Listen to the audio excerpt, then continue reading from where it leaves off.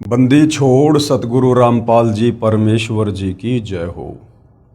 परम पिता परमात्मा सारी सृष्टि के रचनहार कुल मालिक असंख्य ब्रह्मांडों के स्वामी जगत गुरु तीनों लोकों में प्रवेश करके सबका धारण पोषण करने वाले राजाधिराज आत्माधार नाथों के नाथ देवों के देव महादेव सर्वेश्वर महेश्वर मृत्युंजय अजरो अमर आदि अनादि सनातनी प्रभु जगत पिता जगदीश्वर श्री श्री 1008 की उपाधि के वास्तविक अधिकारी अकाल मूर्त शब्द स्वरूपी राम वासुदेव सर्वगतम ब्रह्म परम पूज्य प्रथम पूज्य परम संत परम पुरुष परम धनी परम दयालु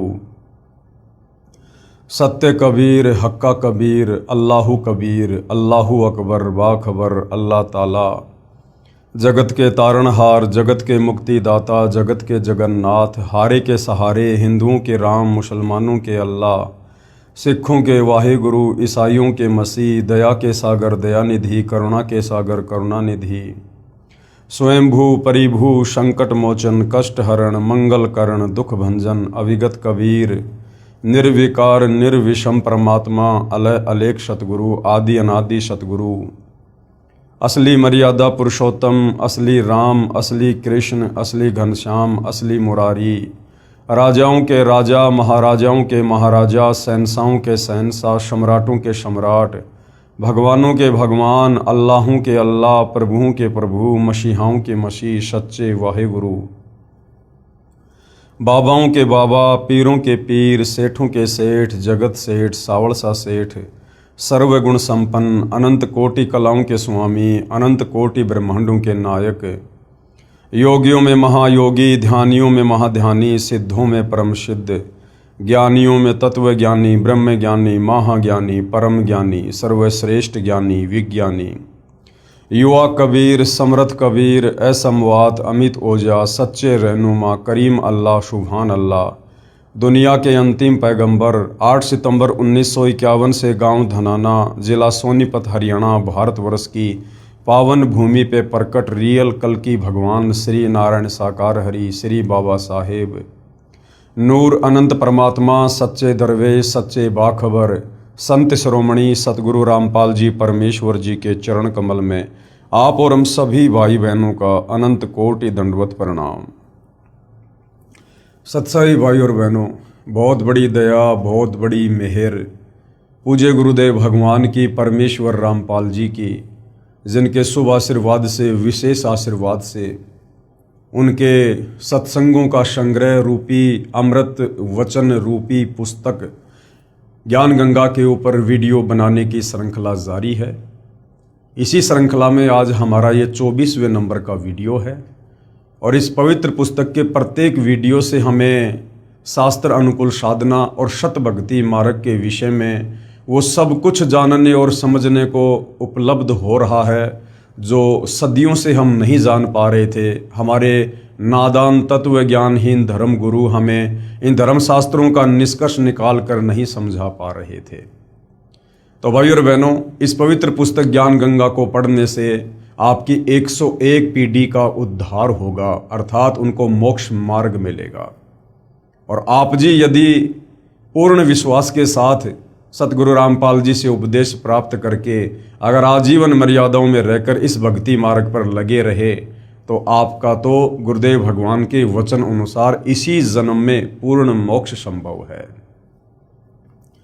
तो भाई और बहनों, ये पवित्र पुस्तक ज्ञान गंगा बहुत ही महत्वपूर्ण पुस्तक है और आप और हमें जो ये मनुष्य जन्म परमपिता परमेश्वर जी ने दिया है, इस मनुष्य जन्म को यदि हमने सार्थक करना है, इससे यदि हमने मोक्ष प्राप्त करना है तो हमने सतगुरु रामपाल जी के सत्संगों को सुनना ही पड़ेगा या उनके कर कमलों से लिखित पवित्र पुस्तकों का अध्ययन करना ही पड़ेगा। अन्यथा हमें सत भक्ति मार्ग इस धरती पर कहीं और प्राप्त नहीं हो सकता है। क्योंकि भाई और बहनों, सतगुरु रामपाल जी के अमृत वचन उनके द्वारा लिखी पुस्तकें जो ज्ञान उनमें समाहित है वो सर्व धर्मों के सर्व धर्म शास्त्रों से प्रमाणित है। अर्थात इस मन को ना नुकर करने की कहीं कोई गुंजाइश नहीं रह जाएगी जिस समय आप सतगुरु रामपाल जी के ज्ञान को अच्छे से समझ लेंगे। तो भाई और बहनों, इस ज्ञान को अच्छे से समझने के लिए हमने सत्संग तो सुनने ही हैं, साथ में हमने सृष्टि रचना का ज्ञान भी बहुत आवश्यक है। सृष्टि रचना भक्ति मार्ग की मास्टर की है।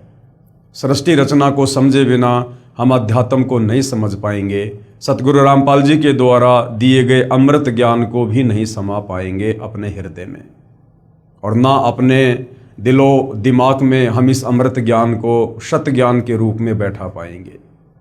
तो सृष्टि रचना का भक्ति मार्ग पर लगने से पहले समझना बहुत ही जरूरी है, और यह कंप्लीट शास्त्र प्रमाणित यथार्थ सृष्टि रचना आपको सिर्फ और सिर्फ सतगुरु रामपाल जी के पास मिलेगी।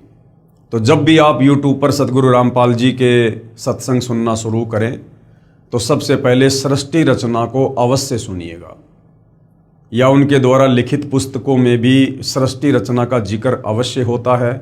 आप पहले सृष्टि रचना को समझें, उसके बाद फिर सतगुरु रामपाल जी के सत्संग आगे सुने, तब आप इस अध्यात्म को समझ पाएंगे। तो भाई और बहनों, आज इस पवित्र पुस्तक ज्ञान गंगा पर हमारा 24वें नंबर का वीडियो है। हमने अभी तक इस पवित्र पुस्तक से अध्यात्म के विषय में बहुत कुछ जाना है, समझा है।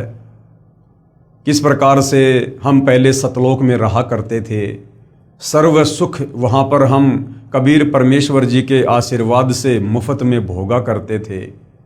फिर कैसे हम इस ज्योति निरंजन यानी काल के ऊपर आसक्त हुए और पतिव्रता धर्म से नीचे गिरे, और कबीर परमेश्वर जी ने हम सभी आत्माओं को इस काल के साथ यहाँ 21 ब्रह्मांडों में भेज दिया, और यहाँ आकर हम केवल अपना कर्म दंड ही भोग रहे हैं।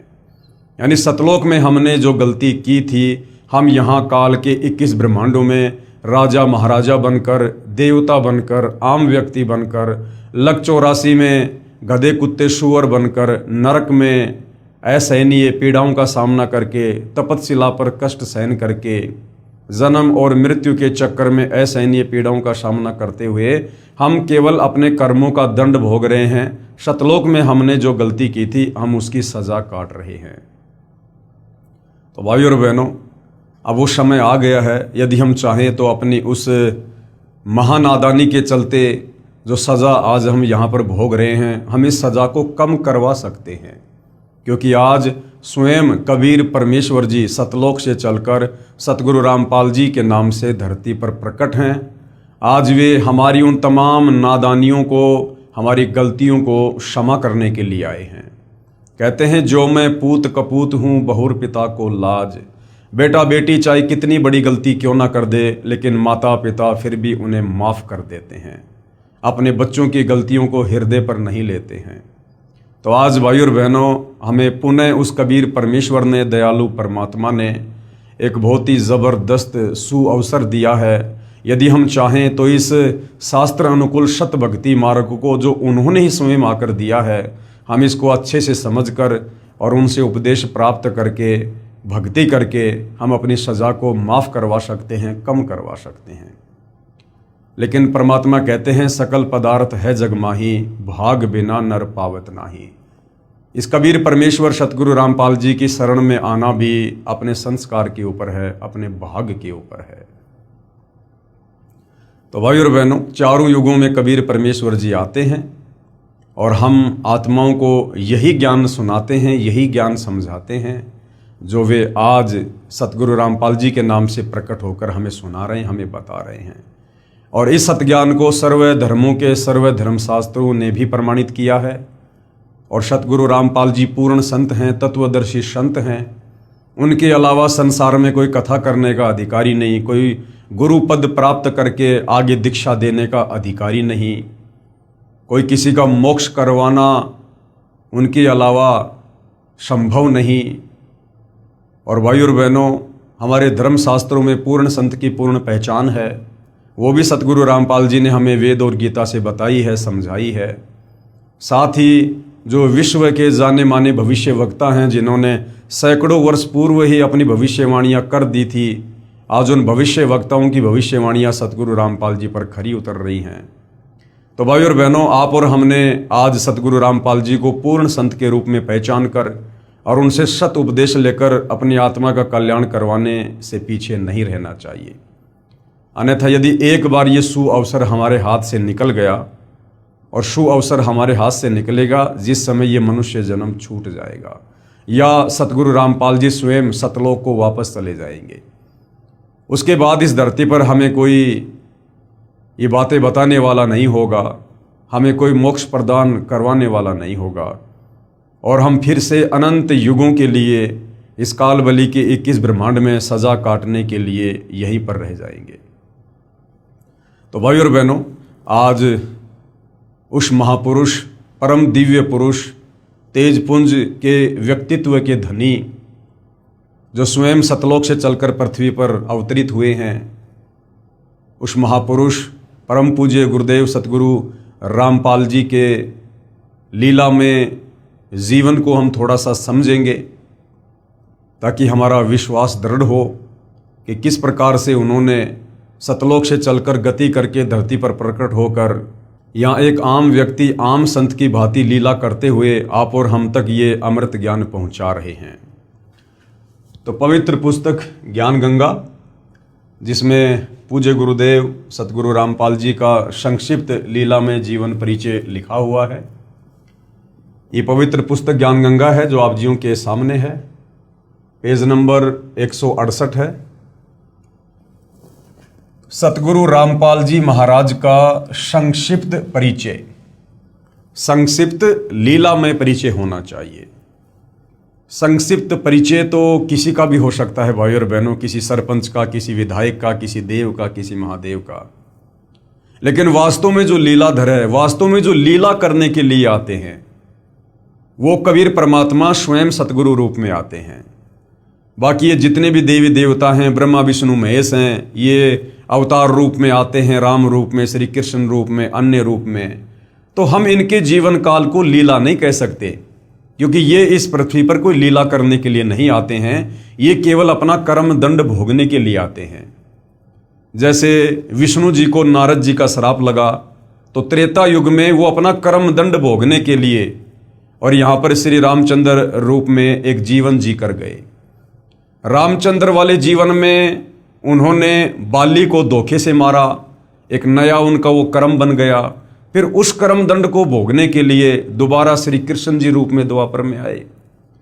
तो हमें इस 21 ब्रह्मांड में जो मुख्य शक्तियां आप और हमें दिखाई देती हैं, ब्रह्मा विष्णु महेश, ये जब यहाँ पर अवतार धारण करके आते हैं तो हम इनके जीवन को लीला में जीवन नहीं कह सकते। लेकिन कबीर परमेश्वर जी, जिनके ऊपर कोई कर्म दंड लागू नहीं होता है, वो इन कर्म और भ्रमों से दूर हैं। वो तो दुनिया के कर्म दंड काटने के लिए आते हैं, दुनिया की भ्रमणाओं का समाधान करने के लिए आते हैं।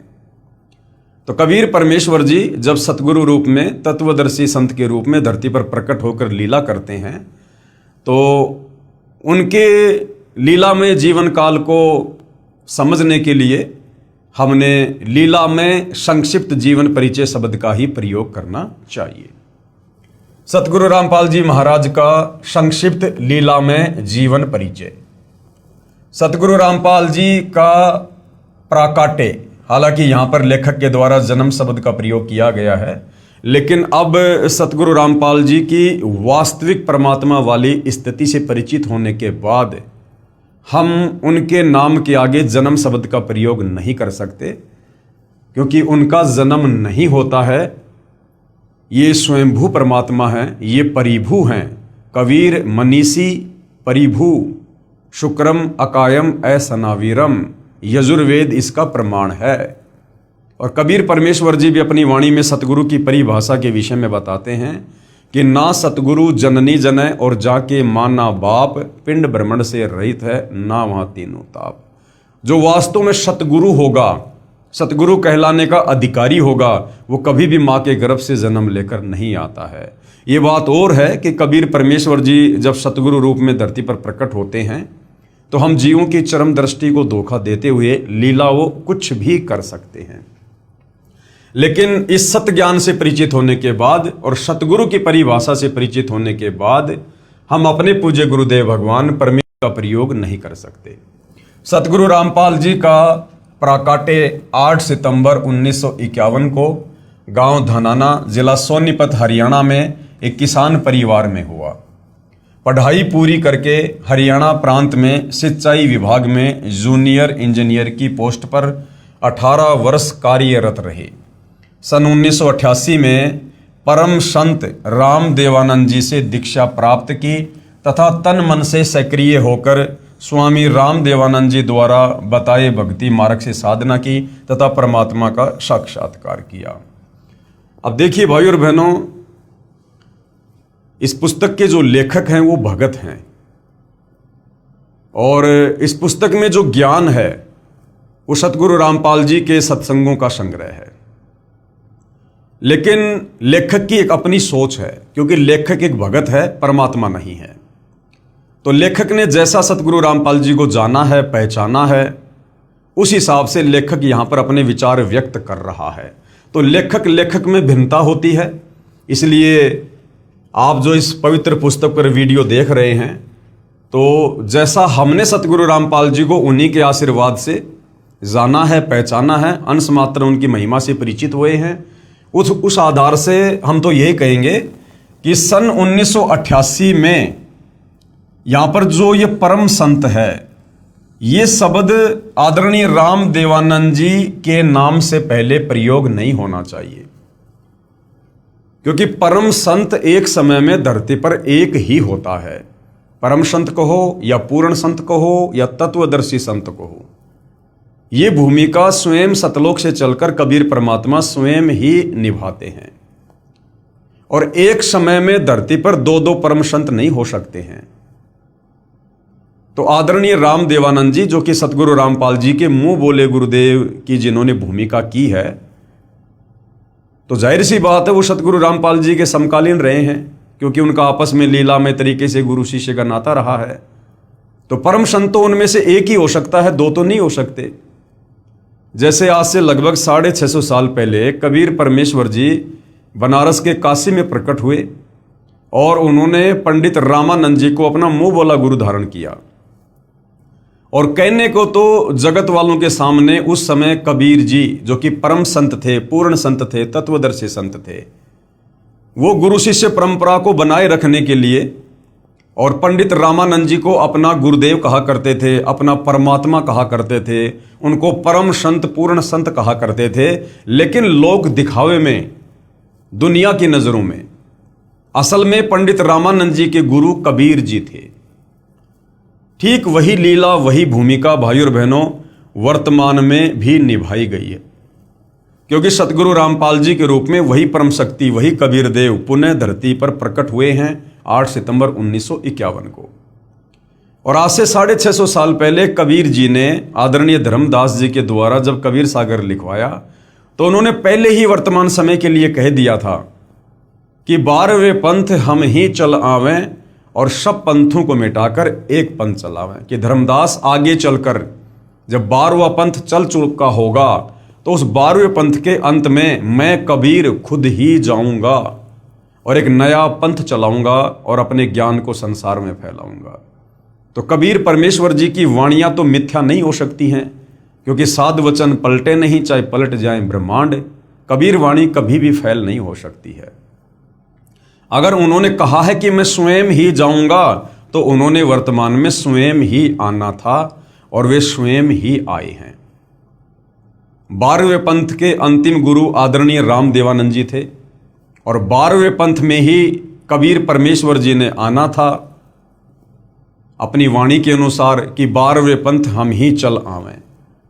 तो 8 सितंबर 1951 को सतगुरु रामपाल जी धरती पर लीलामय तरीके से ये प्रकट हुए। उसके बाद 17 फरवरी 1988 को इन्होंने अपनी पूर्व योजना के तहत एक अच्छी आत्मा आदरणीय राम देवानंद जी को अपना मुंह बोला गुरु धारण किया। उनको सर्व बातों से, सर्व परिस्थितियों से उनको परिचित करवा दिया गया था कि आप केवल लोक दिखावे में मेरे गुरु बने रहिए, बाकी असल में आदरणीय राम देवानंद जी के गुरु सतगुरु रामपाल जी थे। लेकिन गुरु शिष्य परंपरा को बनाए रखने के लिए उन्होंने जो लीला आज से 650 साल पहले की, वही लीला वर्तमान में भी की। और सतगुरु रामपाल जी ने, जो कि स्वयं कबीर परमेश्वर हैं, इन्होंने गुरु शिष्य परंपरा को निभाने के लिए आदरणीय राम देवानंद जी को अपना मुंह बोला गुरु धारण किया।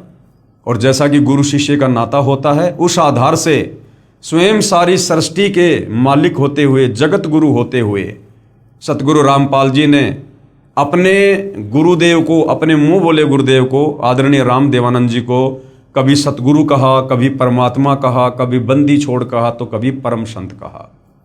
जबकि असल में ये जितनी भी उपाधियां हैं ये सतगुरु रामपाल जी के लिए हैं।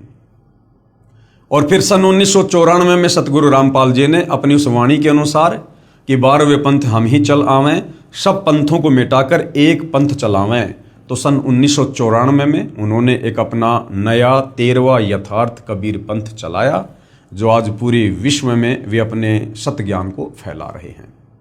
तो यहाँ पर जो ये परम संत शब्द है, ये एक भगत की भूमिका में सतगुरु रामपाल जी ने अपने गुरुदेव को, अपने मुंह बोले गुरुदेव को, आप और हमें गुरु शिष्य के बीच का जो रिश्ता है, जो मर्यादा है, जो श्रद्धा है, जो समर्पण भाव है, उसको समझाते हुए, स्वयं जगत गुरु होते हुए, परम संत होते हुए सतगुरु रामपाल जी ने अपने मुंह बोले गुरुदेव आदरणीय राम देवानंद जी के नाम से पहले परम संत का प्रयोग किया है। अन्यथा आदरणीय राम देवानंद जी परम संत नहीं थे, वो केवल एक संत थे, यानी एक भगत थे, बस इससे ज्यादा कुछ नहीं थे।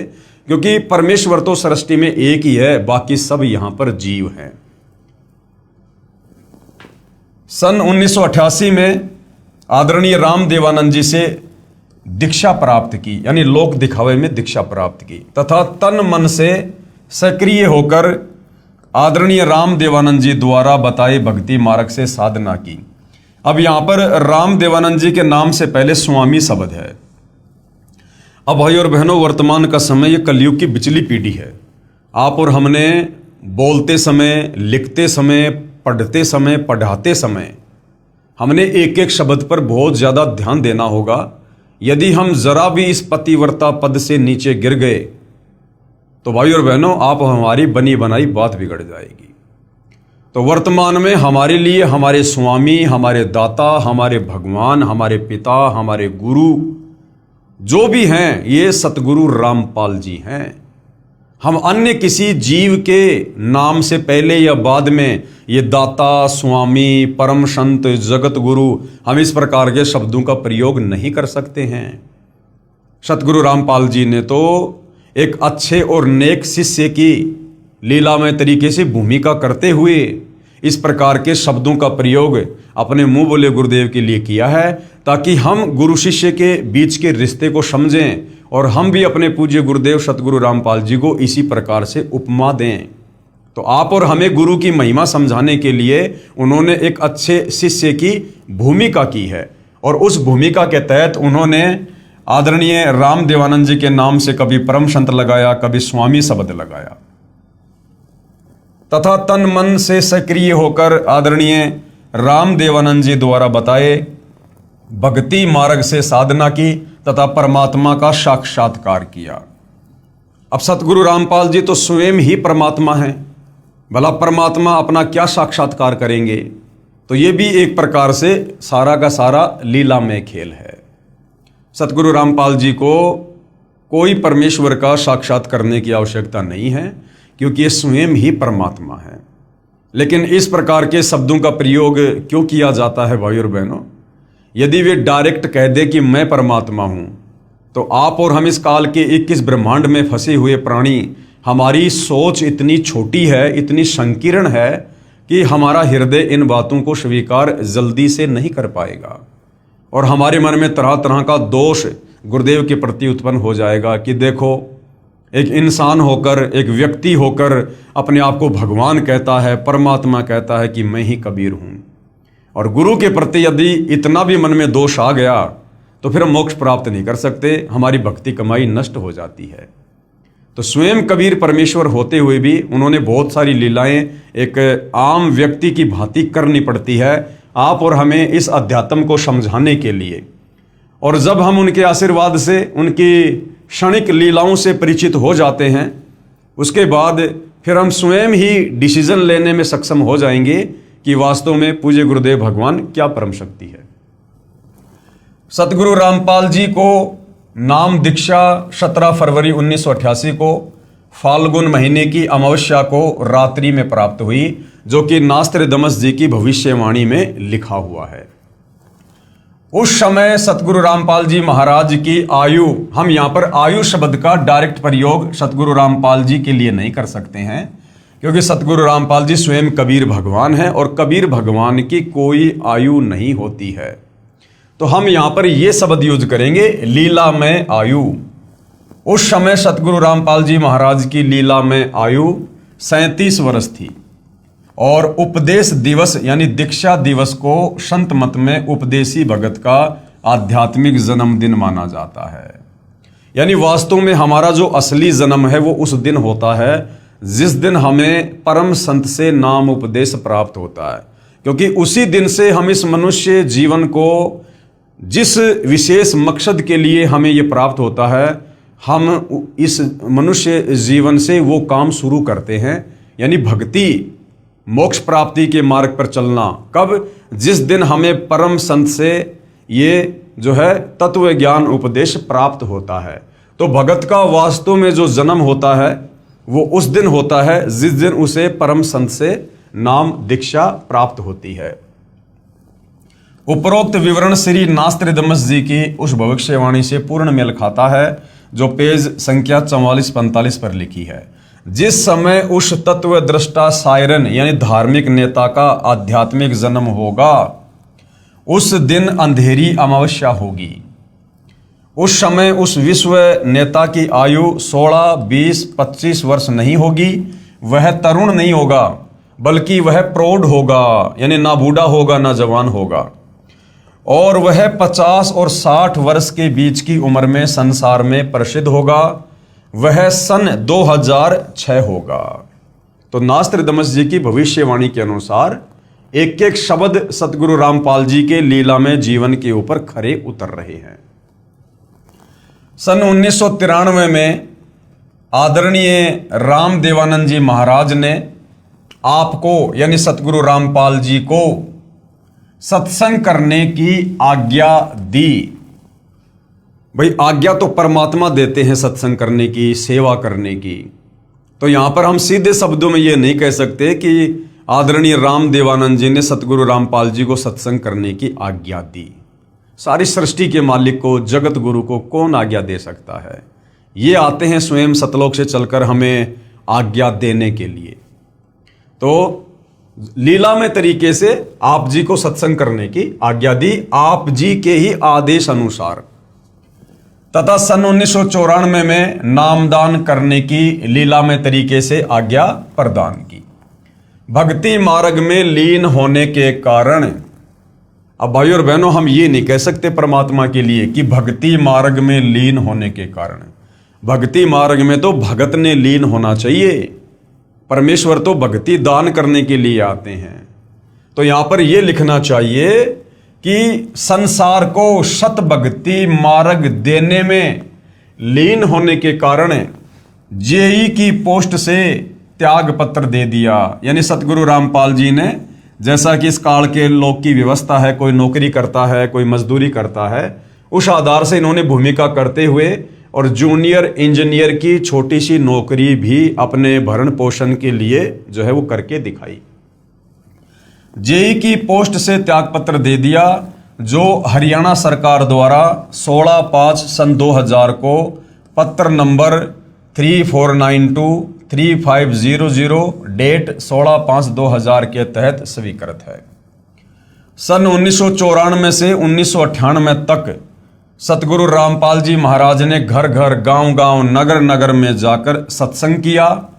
आदरणीय गरीबदास जी के सदग्रंथ साहिब को आधार बनाकर, यानी 5वें वेद सूक्ष्म वेद को उन्होंने गांव गांव जाकर, नगर नगर जाकर समझाया।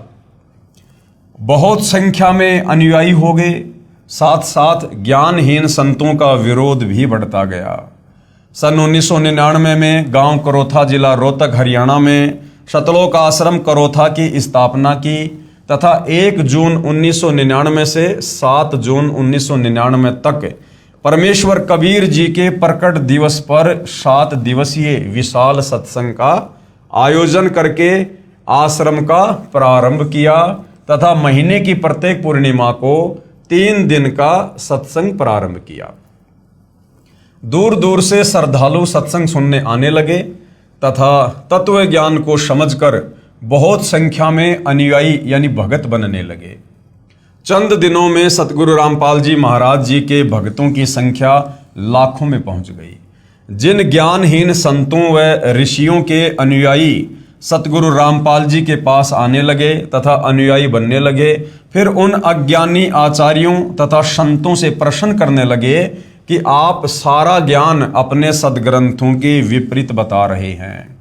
क्योंकि सतगुरु रामपाल जी के सत्संगों का आधार हमारे धर्म ग्रंथ हैं, धर्मशास्त्र हैं।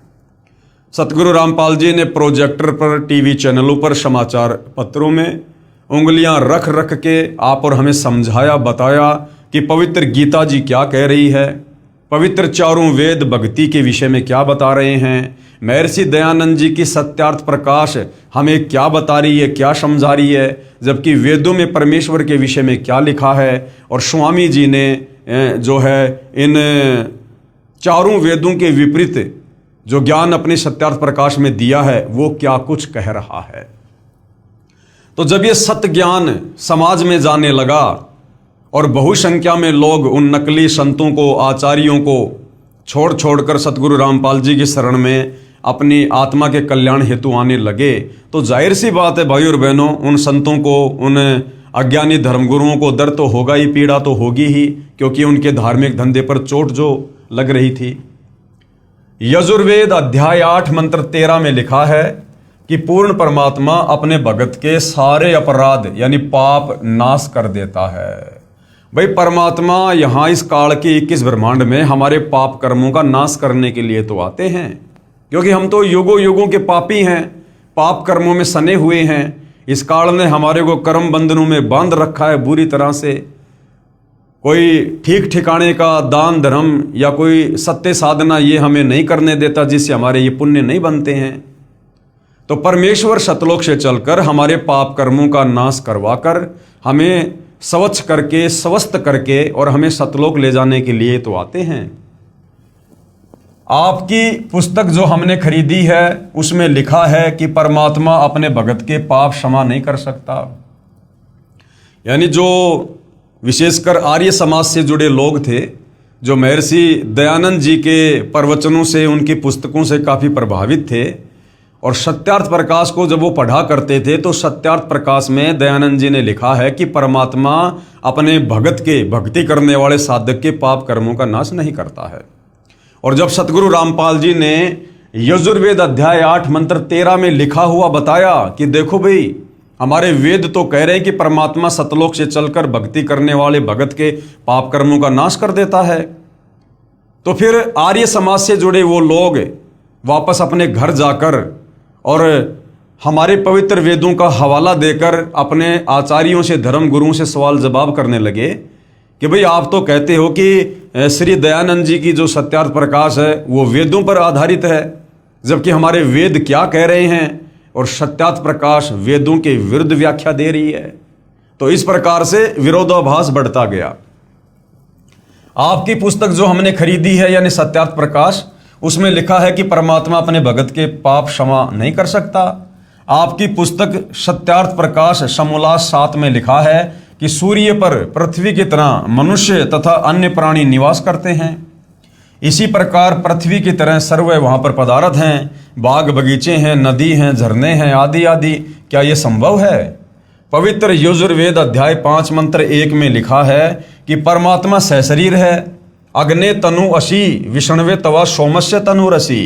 इस मंत्र में 2 बार गवाही दी है कि परमेश्वर यानी परमात्मा सहशरीर है, साकार है। उस अमर पुरुष परमात्मा का सर्व के पालन करने के लिए शरीर है, अर्थात परमात्मा जब अपने भक्तों को तत्व ज्ञान समझाने के लिए कुछ समय अतिथि रूप में इस संसार में आता है, तो अपने वास्तविक तेजोमय शरीर पर हल्के तेज पुंज का शरीर ओढ़ कर आता है। क्योंकि सतलोक में कबीर परमेश्वर के शरीर का इतना नूर है, इतना तेज है कि उनके शरीर के एक बाल में करोड़ सूर्य, करोड़ चंद्रमा, इससे भी ज्यादा रोशनी है। अब यदि वो कबीर परमात्मा अपने वास्तविक तेजोमय रूप में इस पृथ्वी पर आ भी जाए, तो हम उनको देख ही नहीं पाएंगे, क्योंकि परमेश्वर का शरीर पारदर्शी है, बहुत तेजोमय है। जिस प्रकार भाइयों और बहनों एक शीशा होता है, बहुत साफ सुथरा है, पारदर्शी है, और ये मक्खी मच्छर उसके टक्कर मारते हैं क्योंकि वो पारदर्शी है। इसी प्रकार कबीर परमेश्वर जी का जो ओरिजिनल जो तेजोमय शरीर है वो पारदर्शी है, नूरी है। अगर वो आ भी गए तो हम उनको देख नहीं पाएंगे। उसको वही साधक देख सकता है जिसकी दिव्य दृष्टि खुल जाती है, जिसको कबीर परमेश्वर जी दिव्य दृष्टि प्रदान कर देते हैं। अब जैसे भाइयों और बहनों, यहाँ पर भूत भी हैं, प्रेत भी हैं, पिशाच भी हैं, घूमते रहते हैं, अपनी योनि भोग रहे हैं, लेकिन वो सूक्ष्म शरीर में होते हैं, और सूक्ष्म शरीर में होने के चलते हम उनको अपनी इस चरम दृष्टि से देख नहीं सकते। हमारे आसपास बहुसंख्या में भूत पिशाच घूमते रहते हैं दिन रात, लेकिन हम अपनी चरम दृष्टि से उनके सूक्ष्म शरीर को देख नहीं सकते हैं। तो सोचिए, जब हम एक भूत पिशाच के शरीर को नहीं देख सकते तो कबीर परमेश्वर जी के शरीर की हम क्या व्याख्या करें? वे तो नूरी हैं, तेजोमय हैं। तो इस प्रकार से वेदों में लिखा है कि कबीर परमेश्वर का जो शरीर है वो मानव सदृश है, वो साकार हैं, दिखाई देते हैं, लेकिन वो भक्ति विधि अलग है, जिस भक्ति विधि से हम उनको देख सकते हैं, हम उनके दर्शन कर सकते हैं। और महर्षि दयानंद जी ने अपनी सत्यार्थ प्रकाश में लिखा है कि परमात्मा निराकार है, परमात्मा का साक्षात्कार नहीं किया जा सकता। तो कबीर परमेश्वर जब सतलोक से यहां पर आते हैं तो अपने तेज पुंज वाले शरीर को अपनी शक्ति से हल्का करके, अपने नूर को, अपनी चमक को, अपनी तेज को हल्का करके, और यहां पर एक आम व्यक्ति की भांति यहां पर लीला करते हैं, ताकि हम उनको देख सकें, उनसे बात कर सकें, और हम उनके तत्व ज्ञान को समझकर अपनी आत्मा का कल्याण करवा सकें। भक्तों को तत्व ज्ञान समझाने के लिए कुछ समय अतिथि रूप में इस संसार में आता है, तो अपने वास्तविक तेजोमय शरीर पर हल्के तेज पुंज का शरीर ओढ़ कर आता है। इसलिए उपरोक्त मंत्र में 2 बार प्रमाण दिया है। इस तरह के तर्क से निरुत्तर होकर अपने अज्ञान का पर्दाफाश होने के डर से उन अज्ञानी संतों, महंतों व आचार्यों ने सतलोक आश्रम करोथा के आसपास के गांव में सतगुरु रामपाल जी महाराज को बदनाम करने के लिए दुष्प्रचार करना प्रारंभ कर दिया तथा 12/7/2006 को सतगुरु रामपाल जी को जान से मारने तथा आश्रम को नष्ट करने के लिए आप तथा अपने अनुयायियों से सतलोक आश्रम पर आक्रमण करवाया। पुलिस ने रोकने की कोशिश की, जिस कारण से कुछ उपद्रवकारी चोटिल हो गए। सरकार ने सतलोक आश्रम को अपने अधीन कर लिया तथा सतगुरु रामपाल जी महाराज व कुछ अनुयायियों पर झूठा केस बनाकर जेल में डाल दिया। इस प्रकार 2006 में सतगुरु रामपाल जी महाराज विख्यात हुए। यानी नास्त्रदमस जी की भविष्यवाणी के अनुसार कि वो शायरन, वो धार्मिक नेता सन 2006 के आते आते वो जो है विख्यात होगा। तो बरवाला कांड जब हुआ था तो सतगुरु रामपाल जी विशेषकर हरियाणा और भारतवर्ष में जो है काफ़ी जो है विख्यात हुए। भले ही अनजानों ने झूठे आरोप लगाकर संत को प्रसिद्ध किया, परंतु संत निर्दोष है। प्रिय पाठकों, नास्त्रदमस की भविष्यवाणी को पढ़कर सोचेंगे कि सतगुरु रामपाल जी को इतना बदनाम कर दिया है, कैसे संभव होगा कि विश्व को ज्ञान प्रचार करेगा। उनसे प्रार्थना है कि परमात्मा पल में परिस्थिति बदल सकता है। साहिब से सब होत है, बंदे से कुछ नहीं, वो राई से पर्वत करे और फिर पर्वत से राई। परमात्मा पल भर में कुछ भी कर सकते हैं। साहिब से सब होत है, बंदे से कुछ नहीं, वो राई से पर्वत करे, पर्वत से फिर राई। यानी परिस्थितियों को वो कैसे भी और किसी प्रकार से तब्दील कर सकते हैं, ये उनके सामर्थ्य में है। परमेश्वर कबीर जी अपने बच्चों के उद्धार के लिए शीघ्र ही समाज को तत्व ज्ञान द्वारा वास्तविकता से परिचित करवाएंगे, अर्थात अब करवा दिया है। पूरा विश्व सतगुरु रामपाल जी महाराज के ज्ञान का लोहा मानेगा। सतगुरु रामपाल जी महाराज सन 2003 से अखबारों व टीवी चैनलों के माध्यम से सत्य ज्ञान का प्रचार कर अन्य धर्मगुरुओं से कह रहे हैं कि आपका ज्ञान शास्त्र विरुद्ध, अर्थात आप भगत समाज को शास्त्र रहित पूजा करवा रहे हैं और दोषी बन रहे हैं। यदि मैं गलत कह रहा हूं तो इसका जवाब दो। आज तक किसी भी संत ने जवाब देने की हिम्मत नहीं की, क्योंकि उन संतों के पास में शास्त्र अनुकूल साधना नहीं है, उनके पास में तत्व ज्ञान का अभाव है, वो सृष्टि रचना से अपरिचित हैं, जिस कारण से वो सत्य का सामना करने में सक्षम नहीं है, भले वो कितने बड़े आचार्य या शंकराचार्य के पदों पर क्यों ना विराजमान है। सतगुरु रामपाल जी महाराज को ईस्वी सन यानी 2001 में अक्टूबर महीने के प्रथम बृहस्पतिवार को अचानक प्रेरणा हुई कि सर्व धर्मों के सदग्रंथों का गहराई से अध्ययन कर इस आधार पर सर्वप्रथम पवित्र श्री मद भगवत गीता जी का अध्ययन किया।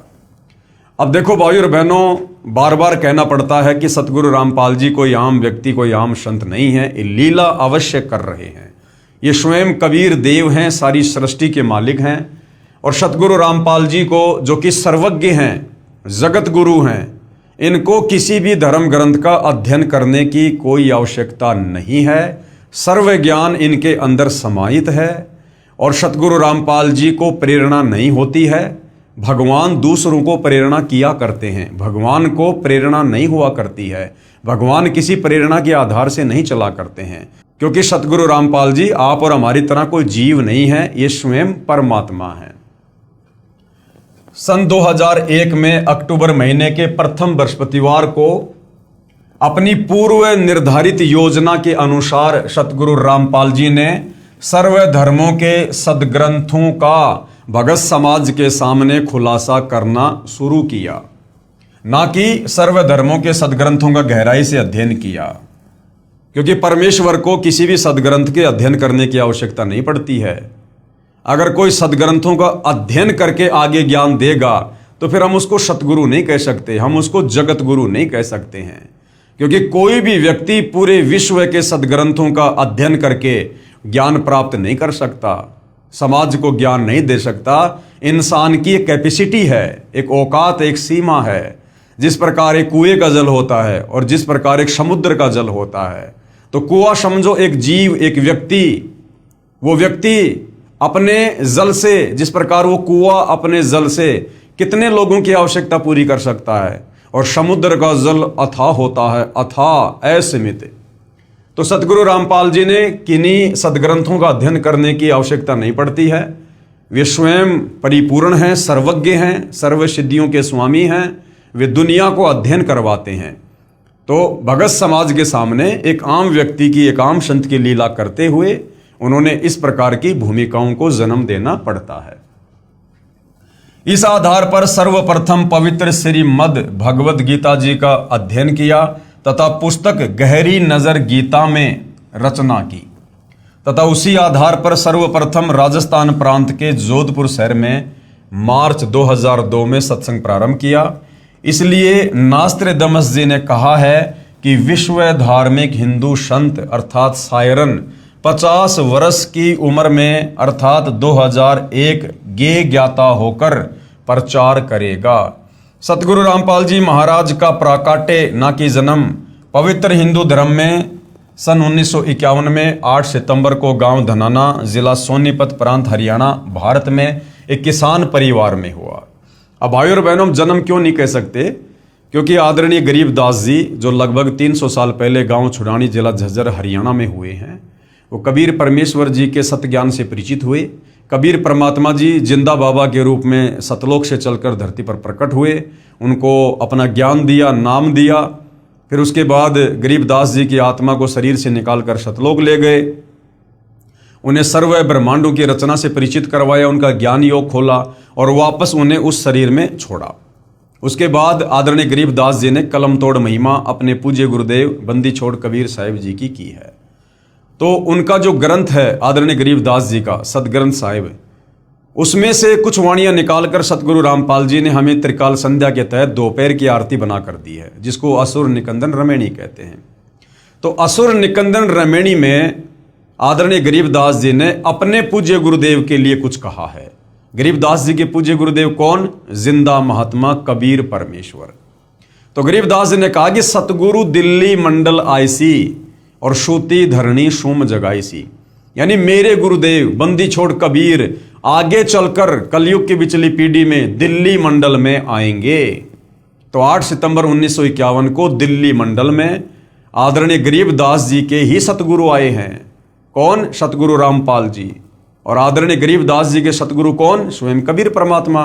तो सतगुरु रामपाल जी कौन हुए? स्वयं कबीर भगवान। अब कबीर भगवान फिर जन्म लेकर नहीं आएगा, वो प्रकट ही होता है। इस प्रकार सन 2001 में सतगुरु रामपाल जी महाराज की लीला में आयु 50 वर्ष बनती है। सो नास्त्रदमस के अनुसार खरी है, इसलिए वह विश्व धार्मिक नेता सतगुरु रामपाल जी महाराज ही हैं, जिनकी अध्यक्षता में भारतवर्ष पूरे विश्व पर राज्य करेगा। पूरे विश्व में एक ही ज्ञान यानी भक्ति मार्ग चलेगा, एक ही कानून होगा, यानी जो नियम सतगुरु रामपाल जी बनाएंगे वही लागू होंगे। कोई दुखी नहीं होगा, विश्व में पूर्ण शांति होगी। जो विरोध करेंगे अंत में वे भी पश्चाताप करेंगे तथा तत्व ज्ञान को स्वीकार करने पर विवश होंगे और सर्व मानव समाज मानव धर्म का पालन करेगा और पूर्ण मोक्ष प्राप्त करके सतलोक जाएंगे। जिस तत्व ज्ञान के विषय में नास्त्रदमस जी ने अपनी भविष्यवाणी में उल्लेख किया है कि उस विश्व विजेता संत के द्वारा बताए शास्त्र प्रमाणित तत्व ज्ञान के सामने पहले के सभी संत निष्प्रभ यानी असफल हो जाएंगे तथा सभी को नम्र होकर झुकना पड़ेगा। उसी के विषय में परमेश्वर कबीर बंदी छोड़ जी ने अपनी अमृतवाणी में पवित्र कबीर सागर ग्रंथ में, जो संत धर्मदास जी द्वारा लगभग 550 वर्ष पहले लिपिबद्ध किया गया है, कहा है कि एक समय आएगा जब पूरे विश्व में मेरा ही ज्ञान चलेगा। 650 साल पहले कबीर परमेश्वर ने धर्मदास जी को कह दिया था कि पूरे विश्व में धर्मदास मेरा ही ज्ञान चलेगा, घर घर में मेरी ही पूजा होगी, पूरा विश्व शांति पूर्वक भक्ति करेगा, आपस में विशेष प्रेम होगा, सतयुग जैसा समय यानी स्वर्णम युग होगा। परमेश्वर कबीर बंदी छोड़ द्वारा बताए ज्ञान को सतगुरु रामपाल जी महाराज ने समझा है, जबकि भाई और बहनों सतगुरु रामपाल जी स्वयं कबीर भगवान हैं, कबीर परमात्मा हैं। इन्होंने किसी के ज्ञान को समझने की आवश्यकता नहीं है और ना इनसे ऊपर कोई ज्ञान देने वाला सृष्टि में है। लेकिन यहाँ पर वही बात है, गुरु शिष्य परंपरा का निर्वाह करते हुए आप और हम एक अच्छे भगत की भूमिका निभाकर वो दिखा रहे हैं, ताकि हम भी अपने पूज्य गुरुदेव सतगुरु रामपाल जी से उपदेश प्राप्त करके उनके दिखाए मार्ग अनुसार एक नेक सच्चे और अच्छे भगत की भूमिका कर सकें। इसी ज्ञान के विषय में कबीर साहिब जी ने अपनी वाणी में कहा है कि कबीर और ज्ञान सब ज्ञानड़ी और कबीर ज्ञान सो ज्ञान, और जैसे गोला तोप का करता चले मैदान। और ज्ञान सब ज्ञानड़ी, बाकी जितने भी धर्मगुरु हैं, आचार्य शंकराचार्य हैं, उनका जो ज्ञान है वो बहुत ही क्षणिक है, वो क्षेत्रीय ज्ञान है, बहुत सीमित है, आत्म कल्याण वाला भी नहीं है, उनको आत्म ज्ञान भी नहीं है, परमात्म ज्ञान तो बहुत दूर की बात है। और कबीर परमेश्वर जी का जो ज्ञान है वो वास्तविक तत्व ज्ञान है, सर्वोपरि है। कबीर और ज्ञान सब ज्ञानड़ी, कबीर ज्ञान सो ज्ञान, जैसे गोला तोप का करता चले मैदान। जिस प्रकार लड़ाई के मैदान में तोप छोड़ दी जाती थी तो जहां तक वो तोप का गोला जाता था मैदान को बिल्कुल सफाचट करता हुआ जाता था, जो भी उसके सामने आ जाता था। तो कबीर परमेश्वर जी का तत्व ज्ञान तोप के गोले की तरह है, इसके सामने इन नकली धर्म गुरुओं का ये छोटा मोटा अज्ञान टिक नहीं पाएगा। भावार्थ है कि यह तत्व ज्ञान इतना प्रबल है कि इसके समक्ष अन्य संतों व ऋषियों का ज्ञान टिक नहीं पाएगा। जैसे तोप यंत्र का गोला जहां भी गिरता है वहां पर सर्व किलों तक को ढहाकर साफ मैदान बना देता है।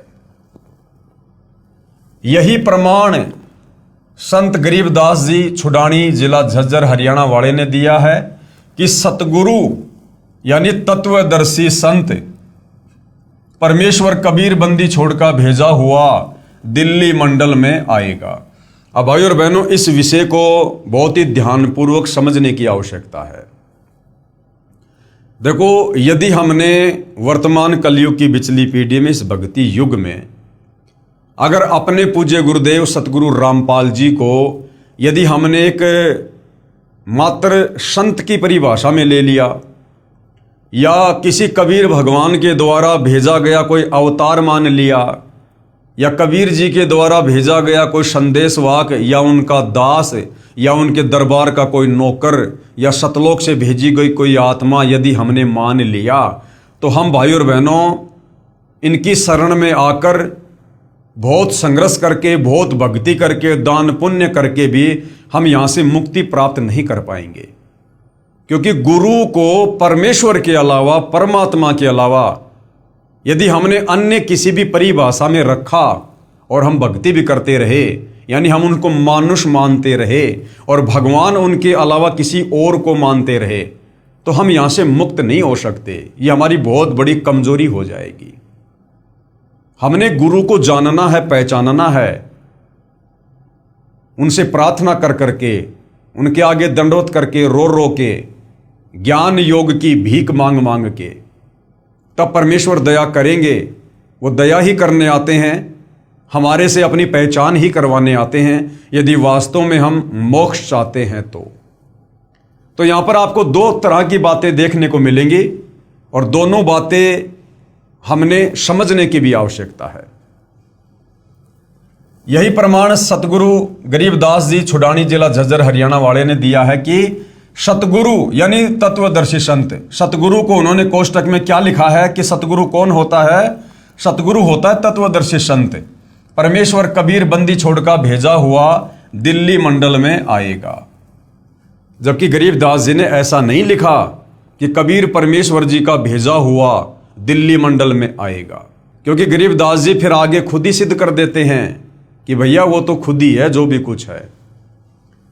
तो गरीबदास जी की ये वाणी है जो असुर निकंदन रमेणी में है। गरीब सतगुरु दिल्ली मंडल आईसी और सूती धरणी सूम जगाईसी। आदरणीय गरीबदास जी ने साफ साफ लिखा है कि सतगुरु दिल्ली मंडल आईसी, कि मेरे सतगुरु जिंदा बाबा कबीर साहिब आगे चलकर दिल्ली मंडल में आएंगे। यहां पर यह नहीं लिखा कि मेरे सतगुरु कबीर जी सतलोक से किसी आत्मा को आगे चलकर सतगुरु रामपाल जी के रूप में 8 सितंबर 1951 को दिल्ली मंडल में भेजेंगे। गरीबदास जी ने जो क्लियर करना था, जो स्पष्ट करना था, वो कर दिया। सतगुरु दिल्ली मंडल आईसी। अब गरीबदास जी के सतगुरु हैं कबीर जी, और गरीबदास जी कह रहे हैं कि मेरे सतगुरु कबीर जी आगे चलकर दिल्ली मंडल में आएंगे। और दिल्ली मंडल में भाई और बहनों कौन आए हैं? सतगुरु रामपाल जी आए हैं। क्योंकि फिर वो क्या करेंगे? सूती धरणी सूम जगाईसी। सूती धरणी यानी जिस धरती ने भगत पैदा करने छोड़ दिए, जिस धरती पर कंजूस लोग पैदा हो चुके हैं दिल्ली मंडल में, सतगुरु आकर उनको भक्ति देकर, तत्व ज्ञान देकर जगाएगा, फिर से भक्ति पर लगाएगा, उनको दान धर्म जो है करना सिखाएगा, उनको दानी बनाएगा। तो यहां पर गरीबदास जी ने यह नहीं कहा कि कोई आत्मा आएगी या कबीर जी किसी को भेजेंगे। साफ साफ लिखा है सतगुरु दिल्ली मंडल आईसी और सूती धरणी सूम जगाईसी। परमात्मा की भक्ति बिना कंजूस हो गए व्यक्तियों को जगाएगा। गांव धनाना जिला सोनीपत पहले दिल्ली शासित क्षेत्र में पड़ता था, इसलिए संत गरीबदास जी महाराज ने कहा है कि सतगुरु यानी वास्तविक ज्ञान जानने वाला संत, और वास्तविक ज्ञान जानने वाला संत सतगुरु धरती पर केवल कबीर परमात्मा ही हो सकते हैं, दूसरे नहीं। इसलिए संत गरीबदास जी महाराज ने कहा है कि सतगुरु यानी वास्तविक ज्ञान जानने वाला संत अर्थात तत्वदृष्टा संत दिल्ली मंडल में आएगा। अब तत्वदृष्टा संत यदि दिल्ली मंडल में आएगा तो तत्वदृष्टा संत तो स्वयं कबीर भगवान ही होते हैं, दूसरा और कोई नहीं होता। अब आगे क्या लिखा भाई और बहनों, हमने इस वाणी को समझने की आवश्यकता है। साहेब कबीर तकत खवासा और दिल्ली मंडल लीजे वासा। भावार्थ है कि परमेश्वर कबीर बंदी छोड़ के तकत यानी दरबार का खास नौकर अर्थात परमेश्वर का नुमाइंदा प्रतिनिधि दिल्ली मंडल में वास करेगा, अर्थात वहां उत्पन्न होगा। अब भाई और बहनों, ये बहुत ही अध्यात्म की गहराई वाली बातें हैं। जब कबीर परमात्मा धरती पर आते हैं तो कुछ आत्माओं पर मालिक विशेष रहम करते हैं, रजा करते हैं, मेहर करते हैं। जो उन्हीं की तरह उनके सत्ज्ञान का आगे प्रचार करते हैं।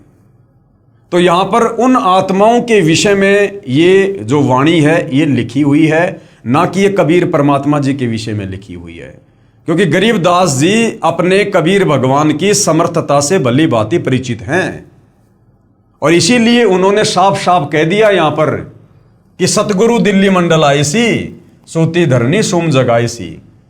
आदरणीय गरीबदास जी जो स्वयं अपनी आंखों से सतलोक देख चुके थे, परमात्मा की समर्थता और महिमा से परिचित हो चुके थे, वो कभी भी ये नहीं कह सकते कि वो कबीर परमात्मा उत्पन्न होगा या वो जन्म लेगा। आदरणीय गरीबदास जी को भली भांति पता है सृष्टि रचना का कि सतलोक से परमात्मा किसी भी आत्मा को या अपने किसी भी नौकर को यहां धरती पर तत्व ज्ञान प्रचार के लिए नहीं भेजते हैं। क्योंकि सृष्टि रचना में आप और हमें पता चल चुका है कि सतलोक में सृष्टि रचना की शुरुआत से पहले ही हम जीव आत्माओं को अपनी औकात याद दिलाने के लिए कबीर परमेश्वर ने सर्वप्रथम अपने 12वें नंबर के पुत्र अचिंत से कहा था कि बेटा मैं तुम्हें शब्द शक्ति प्रदान करता हूं, तुम सतलोक में कुछ रचना करो। वो अचिंत परमात्मा से शब्द शक्ति प्राप्त करके, शक्ति प्राप्त करके वो सतलोक में सृष्टि की रचना भी नहीं कर पाया। तो सोचो भाई और बहनों, फिर अन्य आत्माओं की क्या औकात, क्या बिशात जो सतलोक से और इस काल लोक में युगों युगों से अज्ञानता की गहरी निंद्रा में सोई पड़ी आप और हम आत्माओं को जगाकर वापस सतलोक ले जाएंगे।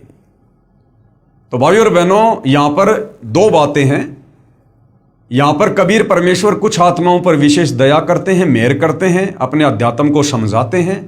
और दूसरा फिर कबीर परमेश्वर ने इसी वाणी में आगे बोल रखा है कि सतगुरु दिल्ली मंडल आईसी, सूती धरनी सूम जगाईसी, और काग भूषण छत्तर के आगे गंधर्व करत चलत है रागे। तो काग भूषण जैसी जो पुण्यात्मा हैं वो भी जब सतगुरु दिल्ली मंडल में आते हैं तो उसके बाद परमेश्वर उस काग भूषण वाली आत्मा को भी जो है यहाँ पर उत्पन्न करते हैं और वो आत्मा फिर आगे चलकर सतगुरु के मिशन में सहयोगी बनती है। तो यहाँ पर आत्मा के लिए इस प्रकार के शब्दों का प्रयोग होता है, उत्पन्न होगा। और रही बात भाई और बहनों, क्योंकि महापुरुष ने कोई वाणी लिखी है तो बहुत सोच समझ के लिखी होती है। तो गरीबदास जी जो वाणी यहां पर लिख रहे हैं कि साहिब कबीर तकत खवासा और दिल्ली मंडल लीजे वासा, यानी सतगुरु परमेश्वर कबीर जी के दरबार का खास नौकर अर्थात परमेश्वर का नुमाइंदा प्रतिनिधि दिल्ली मंडल में वास करेगा, अर्थात वहां उत्पन्न होगा। तो भाई और बहनों, अपने खास नौकर की भूमिका भी कबीर परमात्मा खुद ही करते हैं। जैसे आप और हमें पता होगा, जब इब्राहिम सुल्तान के पास कबीर परमात्मा गए तो तीसरी बार जब वो गए तो बांदी का रूप बनाकर गए। तीसरा रूप उन्होंने बांदी का, बांदी यानी नौकर, खवास। वाणी आती है तीजा रूप खवास का धारा, तीजा रूप खवास का धारा, वहां फूलों सेज बिछाना, भाई शब्द शब्द बखाना। तीजा रूप खवास का धारा, खवास यानी नौकर। तो कबीर परमात्मा ने खुद ही बांदी का यानी खवास का, नौकर का रूप धारण किया इब्राहिम को ज्ञान समझाने के लिए। तो साहिब कबीर खवासा, तो अपने खवासा यानी नौकर की भूमिका भी परमात्मा खुद ही निभाते हैं। साहिब कबीर तकत खवासा, दिल्ली मंडल लीजे वासा। भावार्थ है कि परमेश्वर कबीर बंदी छोड़ के तकत यानी दरबार का खास नौकर अर्थात परमेश्वर का नुमाइंदा प्रतिनिधि दिल्ली मंडल में वास करेगा, अर्थात वहां उत्पन्न होगा। प्रथम अपने हिंदू बंधुओं को तत्व ज्ञान से परिचित करवाएगा। बुद्धिमान हिंदू ऐसे जागेंगे जैसे कोई हड़बड़ा कर जागता है, अर्थात उस संत के द्वारा बताए तत्व ज्ञान को समझकर अविलंब उसकी शरण ग्रहण करेंगे। फिर पूरा विश्व उस तत्वदर्शी हिंदू संत के ज्ञान को स्वीकार करेगा। यह भविष्यवाणी श्री नास्त्रदमस जी ने भी की है। नास्त्रदमस जी ने यह भी लिखा है कि मुझे दुख इस बात का है कि उससे परिचित न होने के कारण मेरा सायरन तत्वदृष्टा संत उपेक्षा का पात्र बनेगा। हे बुद्धिमान मानव उसकी उपेक्षा ना करो। नास्त्रदामस जी कह रहे हैं कि उस महान धार्मिक नेता तत्वदर्शी संत की उपेक्षा मत करना, उसकी निंदा मत करना, बुराई मत करना, उसी से आत्मा का कल्याण संभव है। और उस तत्वदर्शी संत को कितना सम्मान देना है, कितना आदर सत्कार देना है। नास्त्रदामस जी क्या कह रहे हैं, वह तो सिंहास नस्त करके, सिंहास नस्त यानी आसन पर बैठा कर, और आराध्य देव यानी इष्ट देव यानी अपना परमपिता परमात्मा मानकर, आराध्य देव यानी इष्ट देव रूप में मानने योग्य है। यानी उस तत्वदर्शी संत को अपना इष्ट, अपना कबीर भगवान, अपना परमेश्वर मानकर और उनको सिंहासन पर बैठाकर उनकी पूजा करनी चाहिए। पूजा, क्योंकि वो स्वयं कबीर भगवान ही होगा। कबीर परमेश्वर जी के अलावा इस संसार में दूसरा कोई भी प्राणी, वो चाहे ब्रह्मा विष्णु महेश है, चाहे दुर्गा है, चाहे काल है, चाहे अक्षर पुरुष है, वो पूजा के योग्य नहीं है। क्योंकि जीव कभी भी अपनी पूजा नहीं करवा सकता, और ना जीव की पूजा करने से हमारी आत्मा की मुक्ति होगी। ये भले मजबूरीवश अपने आप को यहाँ पर भगवान साबित करके बैठे हैं, ये देवी देवता काल अक्षर पुरुष, परंतु ये वास्तव में पूजा के योग्य नहीं है। तो उस तत्वदर्शी संत को अपना आराध्य, अपना इष्ट देव मानकर यानी अपना भगवान मानकर और सिंहास नस्त करके यानी सिंहासन पर बैठाकर उनकी पूजा करनी चाहिए, उनकी आरती उतारनी चाहिए। वह हिंदू धार्मिक संत सायरन आदि पुरुष यानी पूर्ण परमात्मा का अनुयायी जगत का तारणहार है। तो भाई सतगुरु रामपाल जी स्वयं ही पूर्ण परमात्मा हैं, ये किसी के अनुयायी नहीं है, ये तो यहां पर अनुयायी बनाने के लिए आए हैं। नास्त्रदामस जी भविष्य वक्ता ने पुस्तक पेज नंबर 41 और 42 पर 3 शब्द का उल्लेख किया है। कहा है कि वह विश्व विजेता तत्वदृष्टा संत क्रूर चंद्र अर्थात काल की दुखदायी भूमि से छुड़ाकर यानी 21 ब्रह्मांड से छुड़वाकर अपने आदि अनादि पूर्वजों के साथ यानी सतलोक में वारिस बनाएगा तथा मुक्ति दिलाएगा। यहां पर उपदेश मंत्र की ओर संकेत है कि वह सायरन केवल 3 शब्द ओम तत् सत्य ही मंत्र जाप देगा। एक विजयी ज्ञाता, ये जो 3 शब्द हैं ये नाम दीक्षा की ओर संकेत कर रहे हैं। इन 3 शब्दों के साथ मुक्ति का कोई अन्य शब्द ना चिपकाया जाए, यानी ओम तत् सत, इसके अलावा कोई चौथी बार में दीक्षा वगैरह अगर दे रहा है तो नास्त्रदामस जी साफ साफ मना कर रहे हैं कि 3 बार की दीक्षा के अलावा कोई चौथी बार की दीक्षा यदि दे रहा है तो उस तत्वदर्शी संत को वो मान्य नहीं होगा। यही प्रमाण पवित्र ऋग्वेद मंडल 10 सूक्त 90 मंत्र 16 में, सामवेद श्लोक संख्या 822 तथा श्रीमद् भगवद गीता अध्याय 17 श्लोक 23 में है कि पूर्ण संत क्यों कौन होता है? तत्वदर्शी संत।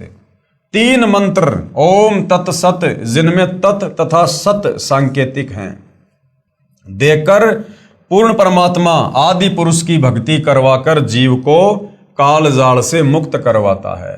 फिर वह साधक की भक्ति कमाई के बल से वहां चला जाता है जहां आदि सृष्टि के अच्छे प्राणी रहते हैं, यानी सतलोक में हमारे और भाई बंधु जहां पर रह रहे हैं, जहां से ये जीव अपने पूर्वजों को छोड़कर क्रूर चंद्र यानी काल प्रभु के साथ आकर इस दुखदायी लोक में फंसकर कष्ट पर कष्ट उठा रहा है। ये क्रूर चंद्र कौन है? ये काल है। हम इसके चक्कर में क्यों फंसे, कैसे फंसे, इसके लिए हम सृष्टि रचना में भली भांति पढ़ चुके हैं।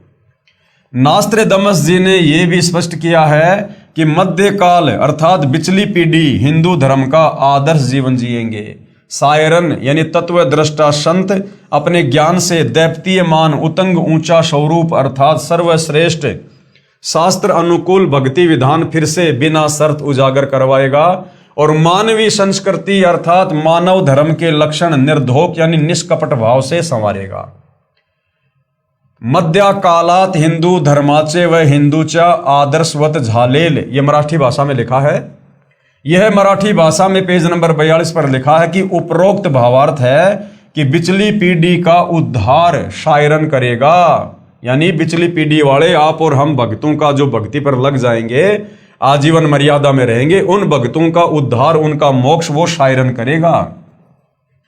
ये उल्लेख पेज नंबर 42 की हिंदी लिखना रह गया था, इसलिए यहां लिख दिया है तथा स्पष्टीकरण भी दिया है। यही प्रमाण स्वयं पूर्ण परमात्मा कबीर जी ने कहा है कि धर्मदास तोहे लाख दुहाई, सार ज्ञान कहीं बार न जाई, सार नाम बाहर जो परही, बिचली पीढ़ी हंस नहीं तरही, सार ज्ञान तब तक छुपाई, जब तक द्वादश पंथ ना मिट जाई।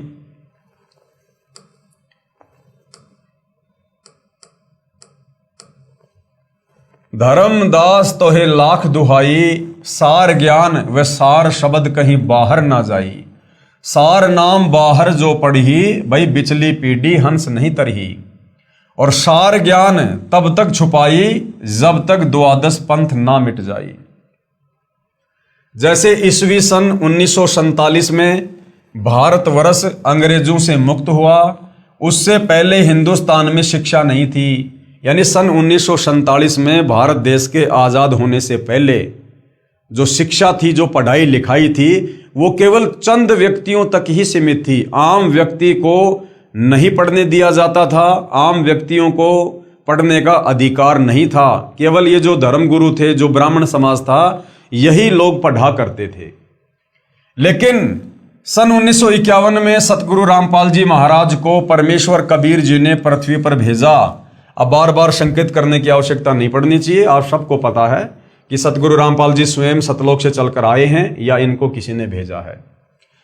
सन 1951 में सतगुरु रामपाल जी महाराज स्वयं सतलोक से चलकर पृथ्वी पर प्रकट हुए। सन 1947 से पहले कलयुग की प्रथम पीढ़ी जाने तथा 1947 से बिचली पीढ़ी प्रारंभ हुई है। सन 1947 से पहले कलयुग की प्रथम पीढ़ी और सन 1947 के बाद कलयुग की दूसरी पीढ़ी शुरू होती है। यानी जैसे ही सतगुरु रामपाल जी 8 सितंबर 1951 को धरती पर प्रकट होते हैं, उसी दिन कलयुग की दूसरी पीढ़ी शुरू हो जाती है और यह 1000 वर्ष तक सत्य भक्ति करेगी। इस दौरान जो पूर्ण निश्चय के साथ भक्ति करेगा वह सतलोक चला जाएगा। जो सतलोक नहीं जा सके तथा कभी भक्ति की, कभी छोड़ दी, परंतु गुरु द्रोही नहीं हुए, वे फिर हजारों मनुष्य जन्म इसी कलयुग में प्राप्त करेंगे, क्योंकि ये उनकी शास्त्र विधि अनुसार साधना का परिणाम होगा। इस प्रकार कई हजारों वर्षों तक कलयुग का समय वर्तमान से भी अच्छा चलेगा।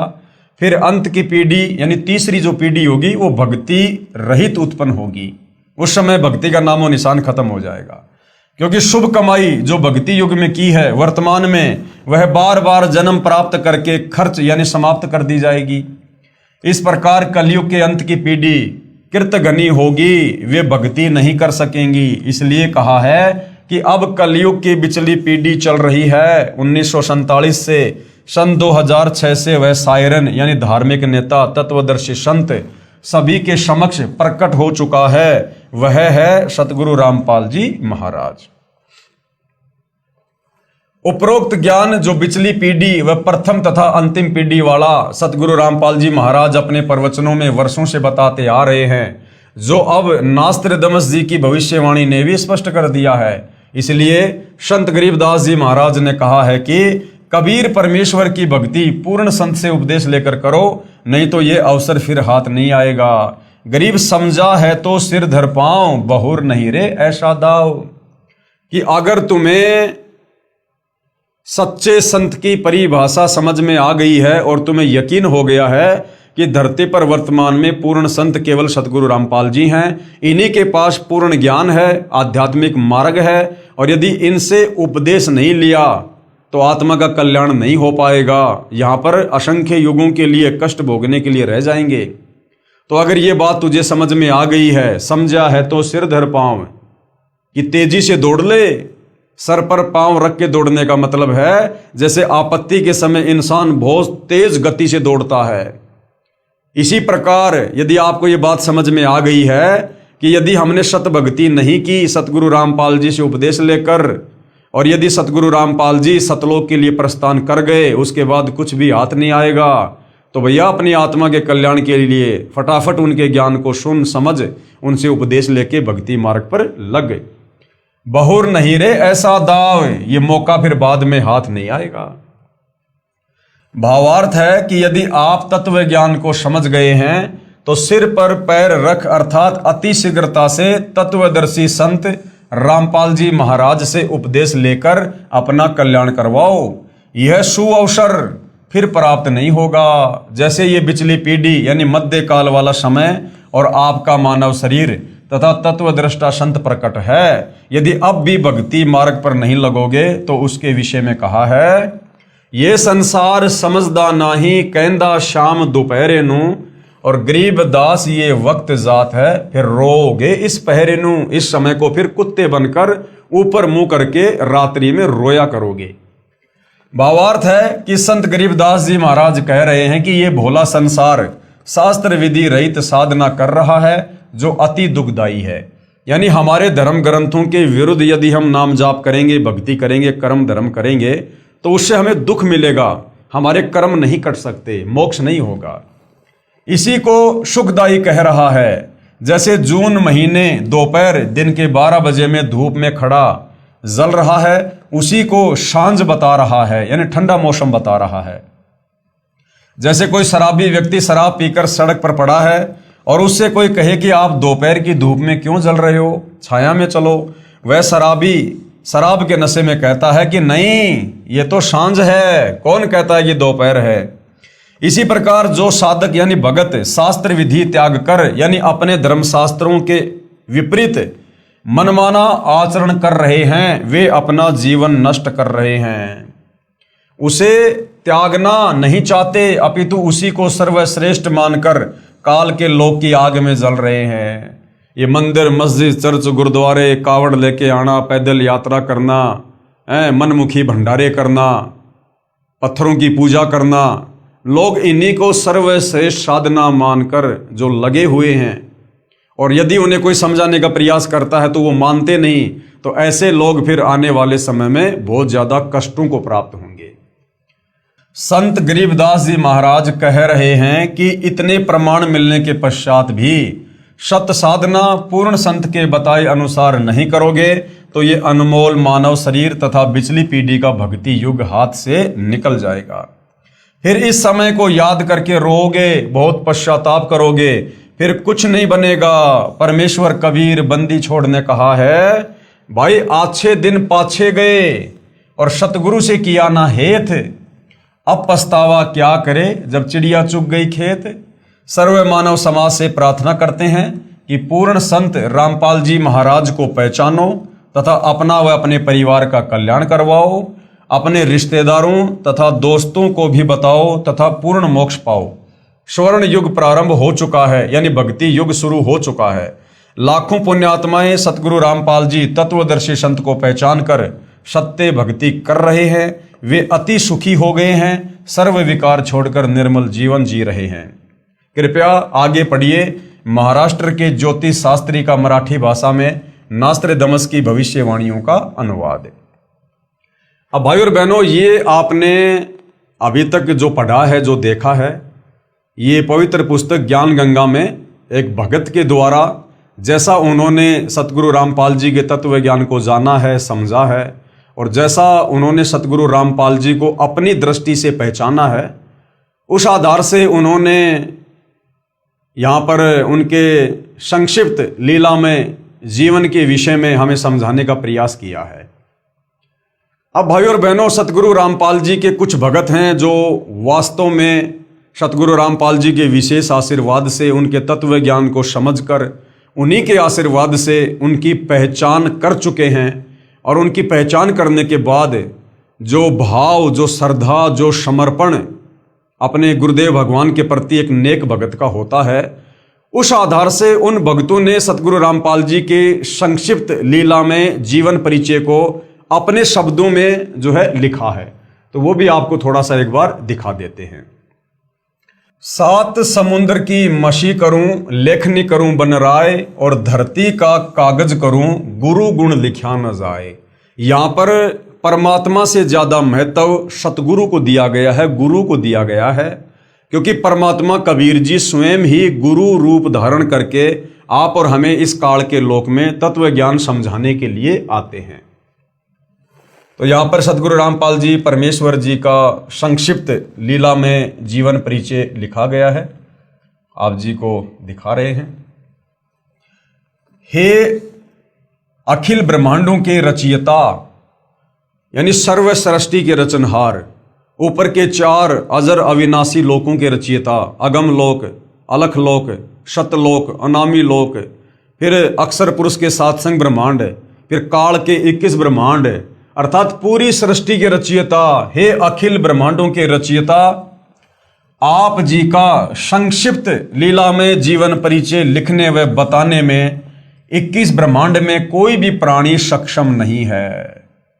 7 समुद्र की मशी करूं, लेखनी करूं बन राय, और सब धरती का कागज करूं, पर गुरु के गुण लिखे न जाए। आप वह समर्थ पिता हैं जिनके आधे बाल के बराबर भी ये सारी सृष्टि नहीं है। अतः संक्षिप्त जीवन परिचय शब्द के प्रयोग के लिए हम क्षमा प्रार्थी हैं, क्योंकि परमेश्वर आपकी महिमा इतनी अगाध है, इतनी अथाह है, हम उसका अंश मात्र भी वर्णन नहीं कर सकते। वो अंश मात्र वर्णन भी आप अपनी तरफ से विशेष बुद्धि देकर ही करवा सकते हैं, परंतु भाई बहनों को आप जी की अंश मात्र जानकारी देने के लिए इस शब्द का प्रयोग करना मजबूरी वश लेना पड़ रहा है। परमेश्वर आप जी कौन? सतगुरु रामपाल जी की अमर वाणी कहती है कि चारों युग में हम पुकारें, यानी परमात्मा चारों युगों में स्वयं ही संत का रूप धारण करके आते हैं। और कूक कहा हम हेल रे, हमने ऊंची आवाज में बोल बोल के वाणियों द्वारा लोगों को तत्व ज्ञान समझाया।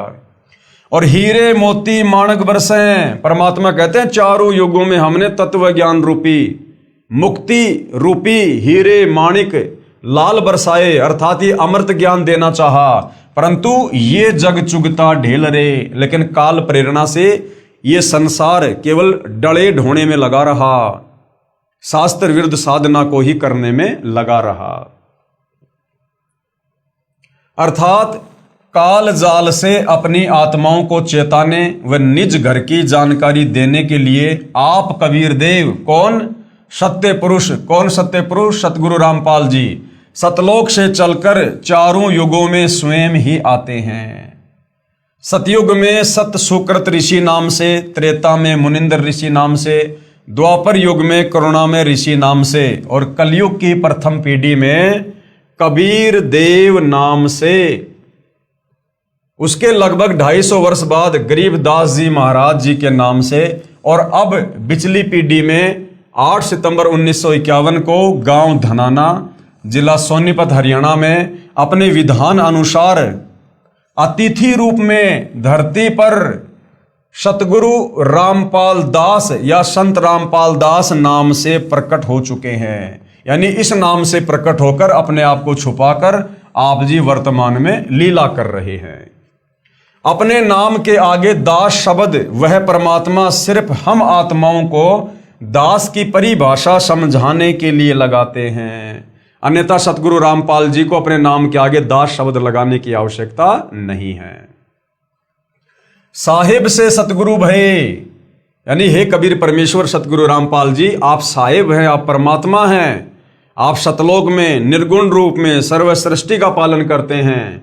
तो आप ही सतलोक से चलकर हे साहिब यहां पर सतगुरु की भूमिका करते हैं। साहिब से सतगुरु भये, और फिर सतगुरु से भये संत, फिर एक अच्छे संत यानी भगत की भूमिका भी अपने भक्तों को एक अच्छा और नेक भगत बनाने के लिए, एक भगत के अंदर क्या अच्छे लक्षण और गुण होने चाहिए ये बात समझाने के लिए फिर आप एक मुंह बोला गुरु बनाकर और एक नेक भगत बनकर अपने भक्तों को भगत के लक्षण बताते हैं। आप ऐसी भूमिका करते हैं।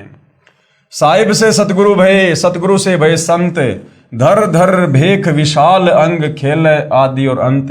इस प्रकार की लीलाएं करते हुए आप जी हमें अध्यात्म को समझाते हैं। इस अमरवाणी के अनुसार सत्य पुरुष ने यानी सतगुरु रामपाल जी ने 8 सितंबर 1951 के दिन प्रकट होकर फिर 17 फरवरी 1988 तक एक साधारण से किसान परिवार में हमारी चरम दृष्टि को धोखा देते हुए दो अच्छी आत्माओं भगतमती इंद्रो देवी व भगत नंदराम जी को अपने मुंह बोले माता पिता के रूप में इस नश्वर संसार में लीला करने हेतु स्वयं के आने यानी प्रकट होने के लिए निमित्त बनाया। ना सतगुरु जननी जने जाके माना बाप, पिंड ब्रह्मंड से रहित ना माती नू ताप। सतगुरु जब इस पृथ्वी पर प्रकट होते हैं तो किसी माँ के गर्भ से जन्म लेकर जेर में लिपटकर गंदगी में लिपटकर बाहर नहीं आते। जीव माँ के गर्भ में 9 महीने नरक कुंड भोगता है, यातना भोगता है अपने कर्म दंडों के तहत। कबीर परमात्मा किसी माँ के गर्भ में नरक नहीं भोगते। तो ये परमात्मा केवल इस प्रकार की सांसारिक दिखावे में लीला करते हैं, एक मुंह बोला पिता एक मुंह बोली माता बनाते हैं और इस प्रकार से परमेश्वर धरती पर प्रकट होकर हमारी चरम दृष्टि को धोखा देते हुए फिर आगे चलकर सतगुरु की भूमिका करते हैं, हम तक ये ज्ञान पहुंचाते हैं। 17 फरवरी 1988 को ठीक उसी तरह कबीर सागर में लिपिबद्ध अपनी वाणी के अनुसार 600 साल पहले की तरह गुरु शिष्य परंपरा व भगत बनकर हम जीव आत्माओं को एक भगत के लक्षण समझाने के लिए जैसे पंडित रामानंद जी को मुंह बोला गुरु बनाया था, ठीक उसी तरह जगत गुरु होने के उपरांत भी 17 फरवरी 1988 को आदरणीय रामदेवानंद जी को अपना मुंह बोला गुरु बनाकर 12वें पंथ में प्रवेश किया तथा उसके बाद सन 1994 से सत्संग व नामदान देना शुरू करके सच्चे सतगुरु की भूमिका निभा रहे हैं। साहिब से सतगुरु भय, सतगुरु से भय संत। आप स्वयं कबीर देव हैं। कौन? सतगुरु रामपाल जी, क्योंकि महिमा उनकी हो रही है। संक्षिप्त लीला में जीवन परिचय सतगुरु रामपाल जी का बताया जा रहा है, तो बार बार उनका नाम नहीं लिया जाता, समझदार को संकेत ही काफी होता है। आप यानी सतगुरु रामपाल जी स्वयं कबीर देव हैं और मर्यादा में रहकर भक्ति करने वाली अनेक आत्माओं को आपने जीवन दान व आध्यात्मिक सुख देने के साथ साथ शास्त्र अनुसार भक्ति देकर मोक्ष का मार्ग भी दिखा दिया। सन 1994 से आज तक आप जी ने परमार्थ के लिए निस्वार्थ भाव से जो संघर्ष करके दिखाया है, यह आपकी दयालुता, साधुता व समर्थता का प्रमाण है। यानी 2006 में क्रोथा कांड हुआ, 2014 में बरवाला कांड हुआ और सर्व सृष्टि के रचयिता जिनके आधे बाल के ऊपर पूरी सृष्टि को ठहराया जा सकता है, वो कबीर परमात्मा कभी 21 महीने की जेल काट रहा है, कभी 11 साल की जेल काट रहा है और किसी को कोई दोष नहीं देता, किसी के ऊपर कोई मुकदमा, कोई FIR नहीं करवाता और कहता कि सब मेरे तो बच्चे हैं, मैं किसके ऊपर FIR करवाऊं। तो ऐसा भाइयों और बहनों परमार्थ के लिए निस्वार्थ भाव से परमात्मा ही कर सकते हैं, जीव के वश की बात नहीं है। तो इस प्रकार की जो लीलाएं हैं ये आप जी की दयालुता, साधुता और समर्थता का प्रमाण है। साधुता यानी संत ना छोड़े संतता, चाहे कोटिक मिले असंत।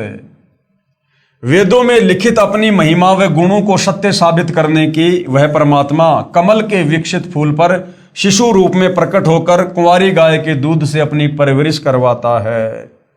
वेदों में लिखा है कि वो कबीर परमात्मा चारों युगों में एक एक जीवन इस प्रकार का जीता है कि वो सतलोक से चलकर शिशु रूप में धरती पर किसी तालाब पर विकसित कमल के फूल पर प्रकट होता है। उसके बाद कोई निसंतान दंपत्ति उसे उठाकर घर ले जाते हैं और फिर परमेश्वर कंवारी गाय के दूध से उन आत्माओं को निमित्त बनाकर अपनी लीला में परवरिश करवाता है। तो ये जो भूमिका है, इस प्रकार की जो लीला है भाइयों और बहनों, ये केवल कबीर परमेश्वर जी के ऊपर ही फिट बैठती है। अन्य किसी देव, महादेव, ब्रह्मा, विष्णु, महेश ने इस प्रकार की लीला नहीं की, किसी राम कृष्ण जी ने इस प्रकार की लीला नहीं की। कबीर परमात्मा ही चारों युगों में किसी सरोवर पर शिशु रूप में प्रकट होते हैं और उसके बाद बाल्यकाल में कंवारी गाय के दूध से उनकी परवरिश होती है, जो वेदों में लिखी है।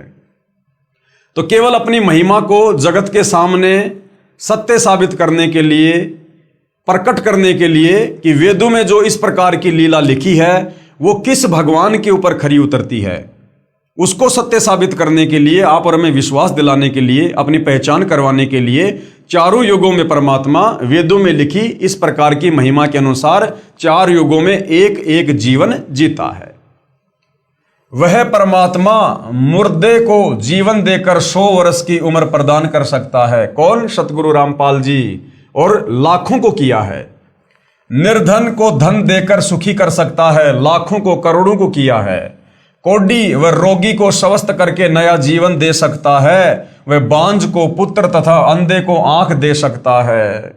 आप और हमने इसी पवित्र पुस्तक ज्ञान गंगा में बहुत सारे भाई बहनों के इंटरव्यू देखे हैं जो किस प्रकार से पारिवारिक कष्टों से, शारीरिक कष्टों से, तीन ताप के कष्टों से किस प्रकार से दुखी थे, मरणासन हालत में थे, ना जिया जा रहा था ना मरा जा रहा था, हर कहीं धक्के खा चुके थे, मेडिकल में, गुरुओं के पास में कोई लाभ नहीं। और जैसे सतगुरु रामपाल जी की शरण में आए, उनके असाध्य रोग शत भक्ति के चलते कुछ ही दिनों में छू मंत्र हो जाते हैं। आदि आदि वेदों में वर्णित महिमा को यथार्थ रूप देने के लिए चारों युगों में मात्र एक एक जीवन किसी तालाब में विकसित कमल के फूल पर शिशु रूप में प्रकट होने की लीला करते हैं। अन्यथा आप जी, कौन? परमेश्वर सतगुरु रामपाल जी भगवान को किसी तालाब या कमल के फूल या शिशु रूप में प्रकट होने की कोई आवश्यकता नहीं होती है। आप जी जब चाहें, यानी आप सतगुरु रामपाल जी भगवान इतने समर्थ हैं, आप जी जब चाहें, जहां चाहे, जिस रूप व अवस्था यानी उम्र में प्रकट होना चाहें हो सकते हैं। जैसे नानक जी को बेई नदी पर व धर्मदास जी को मथुरा में जिंदा महात्मा के रूप में प्रकट होकर ज्ञान समझाया। सन 1392 में प्रकट होकर तैमूर लंग को 7 पीढ़ी के राज्य का आशीर्वाद दिया। जबकि कबीर परमात्मा कलयुग की प्रथम पीढ़ी में आज से 650 साल पहले सन 1398 में कमल के फूल पर शिशु रूप में प्रकट हुए थे। लेकिन उससे 6 साल पहले कबीर परमात्मा आए 1398 में, और 1398 से पहले 1392 में कबीर परमात्मा सतलोक से चलकर तैमूर लंग को मिले और तैमूर लंग की एक रोटी खाकर 7 पीढ़ी का राज्य दिया। तो ये कबीर परमात्मा कमल के फूल पर शिशु रूप में केवल वेदों में लिखी अपनी महिमा को सत्य साबित करने के लिए प्रत्येक युग में एक एक जीवन जीते हैं। अन्यथा इनको आवश्यकता नहीं है। ये तो जब चाहें, जैसे चाहें, जिस रूप में, जहां चाहें, कभी भी प्रकट हो सकते हैं। कितनी बार ये प्रकट हो सकते हैं? लगभग 300 वर्ष पहले आदरणीय गरीबदास जी महाराज जी के रूप में प्रकट होकर सतग्रंथ साहिब की रचना की तथा छुडानी गांव में गंगा जी को प्रकट करने तक की अद्भुत लीला की। लगभग 60-65 वर्ष तक छुडानी से निर्वाण होने के बाद 35 वर्ष तक उसी रूप में सहारनपुर उत्तर प्रदेश में अपने प्रिय भगत भूमड़दास सैनी के बाग में रहने की लीला की। और आज साक्षात अपने वास्तविक सतलोकीय स्वरूप में सतगुरु रामपाल जी के नाम से 8 सितंबर 1951 से हम सब के समक्ष प्रकट हैं। हे जगतनाथ, आपकी लीला अद्भुत है। जगतनाथ कौन? सतगुरु रामपाल जी। हे जगत के नाथ, आपकी लीला अद्भुत है। हे अविगत परमेश्वर, अविगत यानी जिसकी गति को जानने समझने में कोई सक्षम नहीं। हे अविगत परमेश्वर, आप जी की गति को कौन जान सकता है? हे देवों के देव महादेव, आप जी स्वयं अपनी कृपा व आशीर्वाद से अपने समर्थता व गति का अंश मात्र आभास करवा कर दया करते हैं। यानी आप स्वयं ही अपने विषय में अंश मात्र जानकारी जीव की बुद्धि ओपन करके देते हैं, समझाते हैं। हे दयालु परमेश्वर, अपनी भोली व ना समझ साध संगत पर, साध संगत यानी जो उनकी संगत में उनके भगत हैं, उनके बच्चे हैं। हे दयालु परमेश्वर, अपनी भोली व ना समझ साध संगत पर अपनी प्रेम दृष्टि, आशीर्वाद व कृपया बनाए रखना। हमारी आप जी से दंडवत प्रार्थना है कि हमारे अंदर भक्ति की कसक व चाहत सदा बनी रहे। तो भाई और बहनों, जिन पुण्यात्माओं ने अपने पूज्य गुरुदेव भगवान परमेश्वर रामपाल जी को जैसा भी उनके द्वारा बख्शीश सद्बुद्धि आधार से जाना है, पहचाना है, उन्होंने उनकी महिमा में ये 4 शब्द लिखे हैं। हे प्रभु, यानी हे प्रभु सतगुरु रामपाल जी, इतनी दृढ़ता भी देना चाहे ब्रह्मा विष्णु महेश या काल या दुर्गा भी हमें आपकी सत भक्ति से विचलित करना चाहे तो भी हम डगमग ना हों। मन चाहता है इस तुच्छ जिव्या से ऐसे ही आपकी महिमा का बखान करते रहें, लेकिन आप अंतर्यामी की महिमा का बखान करने में हम जीव पूर्णतया सक्षम नहीं हैं। तो भाइयों और बहनों, परमेश्वर रामपाल जी के आशीर्वाद से और इस पवित्र पुस्तक ज्ञान गंगा में उनके संक्षिप्त लीला में जीवन परिचय को आप और हमने पढ़ा, सुना, समझा। इस पूर्ण ब्रह्म परमेश्वर कबीर देव सारी सृष्टि के मालिक की महिमा को सुनने से या समझाने से, बताने से आप और हमारे ढेरों पुण्य बनते हैं। आप और हम इतने ढेर सारे भक्ति धन के भागी बनते हैं। कबीर परमात्मा अपनी वाणी में कहते हैं कि हरि सेवा युग चार है, गुरु सेवा पल एक, तासु पटंतर ना तुले, संतन किया विवेक। और सत्संग की आदि घड़ी तप के वर्ष हजार, तो भी बराबर ना तुले, सतगुरु कहें विचार, यानी संतन किया विचार। तो भाइयों और बहनों, ये कबीर परमेश्वर सतगुरु रामपाल जी, इनकी महिमा का बखान करना, इनकी महिमा करना, ये सत्संग के अंतर्गत ही आती है। सुनने वाले के भी पुण्य बनते हैं और सुनाने वाले के भी पुण्य बनते हैं। एक ने कही दूजे ने मानी, कहे कबीर वो दोनों ज्ञानी। तो भाइयों और बहनों, सतगुरु रामपाल जी परमेश्वर जी के विषय में इतनी सारी महिमा, इतने सारे प्रमाण, ये आपको सिर्फ और सिर्फ इसलिए बताए जा रहे हैं ताकि आप जी को विश्वास हो सके और आप जी इस मनुष्य जन्म को उनसे उपदेश प्राप्त करके उनके द्वारा बताई गई भक्ति को आजीवन मर्यादा में रहकर सफल करके अपनी आत्मा का कल्याण करवा सके। अन्यथा भाइयों और बहनों, हमें तो उनके आशीर्वाद से उनकी महिमा के विषय में जितना ज्ञान हो पाया है वो हो ही चुका है और हम तो उनसे उपदेश लेकर अपनी आत्मा के कल्याण में आगे बढ़ ही रहे हैं। लेकिन हमारा फर्ज बनता है आप संसार के अन्य भक्ति मार्ग से भटके हुए भाई बहनों को परमेश्वर के विषय में और सत भक्ति मार्ग के विषय में जानकारी देना। अब आगे इस जानकारी को लेना ना लेना, भक्ति मार्ग पे लगना ना लगना, ये भाई और बहनों आपके अपने भाग और संस्कार के ऊपर निर्भर करेगा। सकल पदार्थ है जगमाही, कर्महीन नर पावत नाही। यदि आपके भाग फूटे पड़े हैं, आपके कर्म माड़े हैं, तो भाई और बहनों, आंखों के सामने परमेश्वर होते हुए भी आप उनको नहीं पहचान पाओगे और परमेश्वर की दयालुता का फायदा उनसे उपदेश लेकर नहीं उठा पाओगे। और यदि आप परमेश्वर की अच्छी आत्मा है, आपके संस्कार अच्छे हैं, तो कहते हैं ज्ञान का और घाम का चमका सा होता है। आप तुरंत समझ जाओगे और तुरंत अपनी आत्मा के कल्याण की कोशिश में नाम उपदेश लेकर लग जाओगे। तो भाई और बहनों, हम इसी प्रकार से परमेश्वर जी की महिमा आप जियों तक पहुंचाते रहेंगे और आज के इस पवित्र पुस्तक ज्ञान गंगा पर बन रहे वीडियो में केवल इतना ही। कल फिर परमेश्वर की महिमा में हाजिर होंगे। तब तक पूज्य गुरुदेव भगवान हम सबको आज्ञा दे, आशीर्वाद दे, सद्बुद्धि दे। बंदी छोड़ सतगुरु रामपाल जी परमेश्वर जी की जय हो।